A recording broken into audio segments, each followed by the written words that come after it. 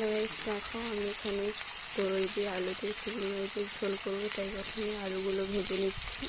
এখানে তরই কেটে নিয়েছে, এখানে চিংড়ি মাছ আছে, এখানে পেঁয়াজ কুচি, আদা বাটা, টমেটো, কাঁচা পেঁয়াজ। গাইস দেখো, আলু ভাজা হয়ে গেছে, এবার আমি তরইগুলো ভেজে নেব। গাইস দেখো, এখানে আমি চিংড়ি মাছে লবণ হলুদ মাখিয়ে নিয়ে এসেছি। চিংড়ি মাছগুলো এবার ভেজে নেব। গাইস চিংড়ি মাছ ভাজার জন্য এখানে আমি কড়াই তেল দিয়ে দিয়েছি। এখানে আমার তরই ভাজা হয়ে গেছে। গাইস দেখো, এক পাশ ভাজা হয়ে গেছে। চিংড়ি মাছগুলো কিন্তু পুরো হালকা করে ভাজতে হবে, বেশি ভাজলে শক্ত হয়ে যাবে। গাইস দেখো, এখানে আমি ফোড়নে দেওয়ার জন্য জিরে, শুকনো লঙ্কা, তেজপাতা, পাঁচফোড়ন নিয়ে নিয়েছি। এগুলো আমি তেলে দিয়ে দেবো। পেঁয়াজটা দিয়ে দিচ্ছি, পেঁয়াজটা দিয়ে দিয়েছি। পেঁয়াজটা ভালো করে ভেজে নেব। গাইস এখানে আমি গোটা কাঁচা লঙ্কা চিড়ে ভিজিয়েছিলাম, সেটা দিয়ে দেবো। গাইস দেখো, এখানে পেঁয়াজটা ভাজা হয়ে গেছে, এবার আমি টমেটোটা দিয়ে দেবো।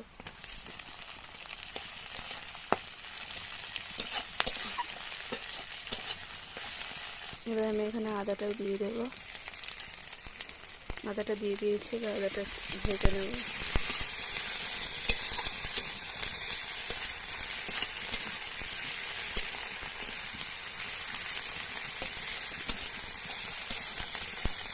আদাটা ভাজা হয়ে গেছে, এবার আমি মশলাটা দিয়ে দেবো।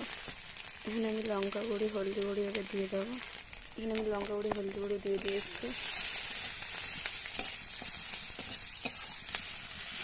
আমি একটু অল্প জল দিয়ে দেবো।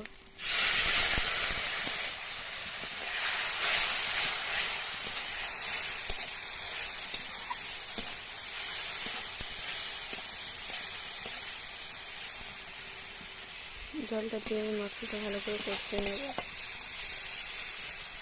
গাইস দেখো, মশলাটা ভালো করে কষে গেছে, তেল ছেড়ে দিয়েছে। এবার আমি এর উপর আলু আর তরইটা আমি দিয়ে দেবো।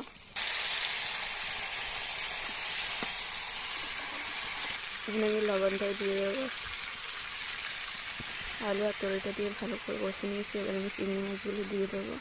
চিংড়ি মাছগুলো দিয়ে দিয়েছি, এগুলো আমি ভালো করে কষে নেবো চিংড়ি মাছগুলো।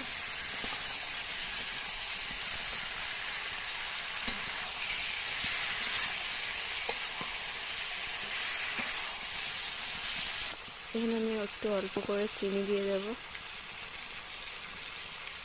মশলা আমার পুরোপুরি কষানো হয়ে গেছে, এবার এতে জল দিয়ে দেবো। দেখো, তরকারি জল দিয়ে দিয়েছি, এবার এটা সিদ্ধ হতে থাক।